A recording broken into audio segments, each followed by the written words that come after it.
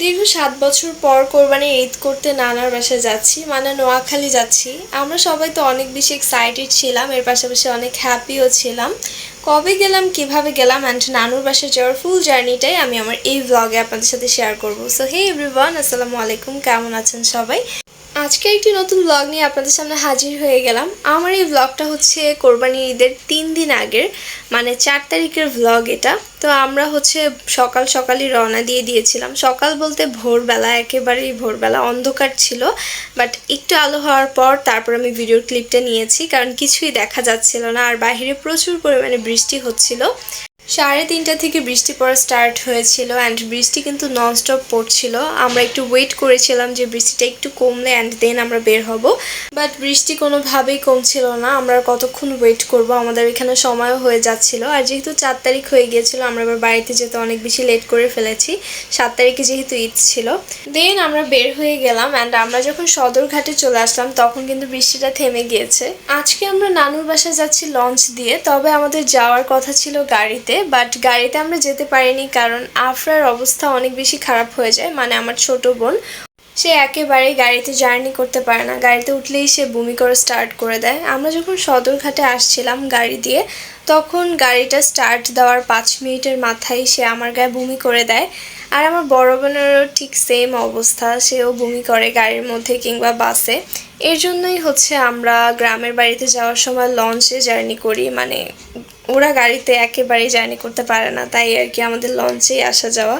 যখন আমরা গাড়িতে ওঠে তখনই আব্বু যদি ওর সাথে থাকে তখন আব্বুকে বলে চলো আমরা রিক্সা দিয়ে যাই, আব্বু চলো প্লিজ আমরা রিক্সা দিয়ে যাই। সে গাড়ি একদমই পছন্দ করে না। যাই হোক, এরপর হচ্ছে এখানে আমরা ঘুরে ঘুরে পুরোটা লঞ্চ দেখছিলাম অ্যান্ড ভিডিও করছিলাম। আর আমার সাথে ছিল আমার বড় বোন আর আমার ছোট মামি। তো তাদের সাথে অনেক বেশি এনজয় করছিলাম, কিছু ভিডিও মেক করছিলাম, এগুলো নিয়ে হাসাহাসি করছিলাম।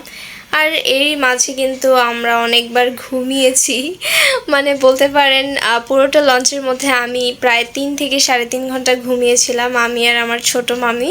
আর আমার বড় বোন হচ্ছে ঘুমায়নি, সে সজাগ ছিল আর সে জেগে থেকে যে কত কিছু খেয়েছে সেগুলো যখন আমরা ঘুম থেকে উঠেছি তখন আমাদেরকে বলছিল, আমাদের জন্য কিচ্ছু রাখেনি, তাই হচ্ছে আমি কোনো ভিডিওর ক্লিপ কিছুই নিতে পারিনি। আর ও হচ্ছে শুধু খেয়েছে বাট কোনো ভিডিওর ক্লিপই নেয়নি। এরপর হচ্ছে আমি আমার মেহেদি দেখাচ্ছিলাম, যেহেতু আমাদের একটা ওয়েডিং প্রোগ্রাম ছিল, কার বিয়ে সেটা এখন আপনাদেরকে বলিনি, সেটা আপনারা বিয়ের ব্লগেই দেখতে পারবেন। তো এর জন্য আমি মেহেদি দিয়েছিলাম, তাই সেগুলোই এখন দেখাচ্ছিলাম। এবার ঈদে আর কোনো মেহেদি দেইনি কারণ ওইগুলোই অনেক দিন ছিল। দেন একটা ঘাট চলে আসে, তো আমি ভেবেছিলাম যে আমরা হয়তো বা এই ঘাটেই নামবো, পরে শুনলাম যে না, নেক্সট যেই ঘাটটা আসবে ওইটাতে আমরা নামবো। আমাদের ঘাট আরও অনেক আগে আসার কথা ছিল, বাট লঞ্চটা অনেক আস্তে আস্তে চলছিল, দ্যাটস ওয়াই আমাদের ঘাট দেরিতে এসেছে। তো যাই হোক, আমি তো ঘুমিয়ে ঘুমিয়ে কাটিয়ে দিয়েছি, আমি ওইরকম টের পাইনি, সবাই বলছিল, তো তাই আর কি আপনাদের সাথে শেয়ার করলাম। আমি অনেকক্ষণ ঘুমিয়েছি, আমি ঘুম থেকে উঠে দেখি যে আমাদের এই ঘাট চলে এসেছে। আর লঞ্চে প্রচুর পরিমাণে ভিড় ছিল। আমরা যেহেতু ঈদের 3 দিন আগে এসেছিলাম তাই হচ্ছে এত বেশি ভিড় পেয়েছি, যদি আরও আগে আসতে পারতাম তাহলে এত ভিড় পেতাম না। এই তো আমাদের ঘাট চলে এসেছে আর এখান থেকে নেমেই হচ্ছে আমরা সিএনজি দিয়ে ডিরেক্ট হচ্ছে বাড়িতে চলে গিয়েছিলাম।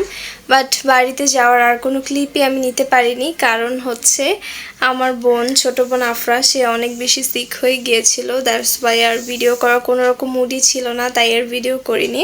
তো আমার আজকের ব্লগটা ছিল এই পর্যন্তই। আই হোপ আপনাদের কাছে ভালো লেগেছে। ইনশাআল্লাহ সামনের অনেক সুন্দর সুন্দর ব্লগ আসছে, সেই পর্যন্ত আপনাদেরকে ওয়েট করতে হবে। সো আজকের মতো এখানেই বিদায় নিচ্ছি। Thanks for watching this video. Allah Hafiz.